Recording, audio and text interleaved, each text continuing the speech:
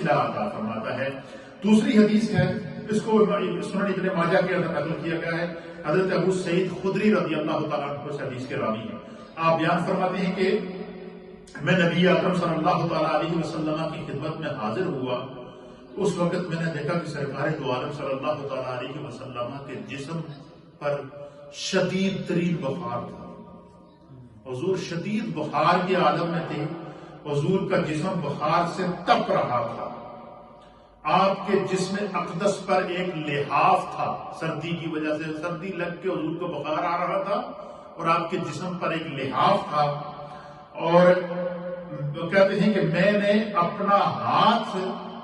اس لحاف پر رکھا تو حضور علیہ الصلوۃ والسلام کے بخار کی تپش کا یہ عالم تھا کہ آپ کے بخار کی تپش کی وجہ سے وہ لحاف بھی گرم ہو رہا تھا، اس سے بھی حدت نکل رہی تھی، اس سے بھی تپش نکل رہی تھی۔ تو آپ فرماتے ہیں کہ میں اس لحاف سے بھی کیا ہوا ہے، اس کی حدت اور تپش جو ہے اس سے وہ لحاف بھی گرم تھا۔ تو حضرت ابو سعید خدری کہتے ہیں کہ میں نے عرض کیا یا رسول اللہ صلی اللہ تعالیٰ علیہ وسلم، میرے ماں باپ آپ پر قربان ہو جائیں، اے اللہ کے حبیب آپ کو تو بہت شدید بخار ہے۔ حضور علیہ الصلوۃ والسلام نے فرمایا کہ ہم جو گروہ انبیاء ہیں ان کا یہی حال ہوتا ہے، ان پر جو بیماری آتی ہے وہ بھی دگنی ہوتی ہے، ان پر کوئی آزمائش آئے وہ بھی دگنی ہوتی ہے، ان پر کوئی مصیبت آئے وہ بھی دگنی ہوتی ہے، ان پر کوئی پریشانی آئے وہ بھی دگنی ہوتی ہے۔ تو ہم انبیاء، گروہ انبیاء کو جو ہے وہ اور ان کو اجر بھی اللہ کی بارگاہ سے دگنا دیا جاتا ہے۔ فرمایا کہ ان کا اجر بھی اللہ کی بارگاہ سے دگنا دیا جاتا ہے۔ پھر حضرت ابو سعید خدری کہتے ہیں کہ میں نے عرض کیا کہ یا رسول اللہ سب سے سخت آزمائش کن لوگوں کی ہوتی ہے؟ تو حضور علیہ الصلوۃ والسلام نے فرمایا کہ دنیا میں سب سے سخت زیادہ آزمائش، چاہے وہ بیماری کی صورت میں ہو، مسائل کی صورت میں ہو، آلام کی صورت میں ہو، پریشانیوں کی صورت میں ہو، کسی بھی صورت میں ہو، حضور نے فرمایا سب سے زیادہ آزمائشوں سے اللہ تعالیٰ اپنے انبیاء کو گزارتا ہے۔ اللہ اکبر! اگر اللہ کے نبی وہ اتنی بڑی بڑی سختیوں اور آزمائشوں سے گزر کر پھر بھی اپنے رب کی یاد سے ایک لمحے کے لیے بھی غافل نہیں رہتے، تو ہم پر اگر تھوڑی سی مصیبت آتی ہے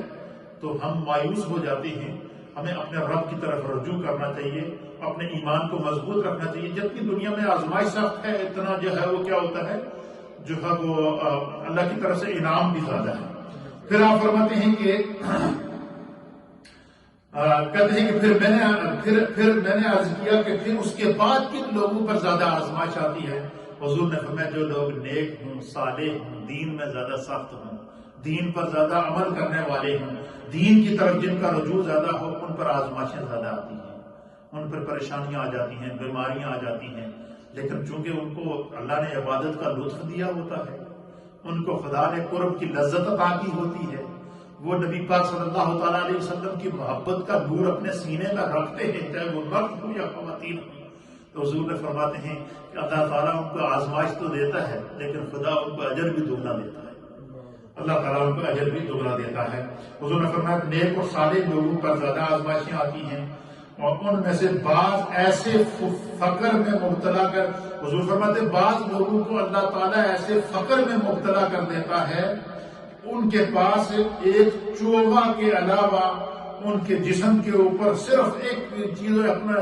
صرف پردہ کا سطر ڈھانپنے کے علاوہ ان کے پاس اور کچھ نہیں رہتا، سب کچھ اپنے رب کے لیے قربان کر دیتے ہیں۔ یعنی اس حد تک اللہ تعالیٰ اپنے بندوں کو کیا کرتا ہے، آزماتا ہے۔ اور اس کی مثال ہمارے سامنے حدیث کے اندر آتی ہے کہ نبی اکرم صلی اللہ تعالیٰ علیہ وآلہ وسلم نے جو ہے وہ غزوے کے موقع پر فرمایا کہ اسلام کو مال کی ضرورت ہے، تو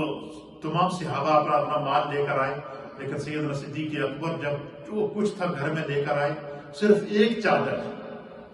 اپنے جسم پر رکھی اور اس کو ببول کے درخت کے کانٹوں کے ساتھ اس کے بٹن لگا،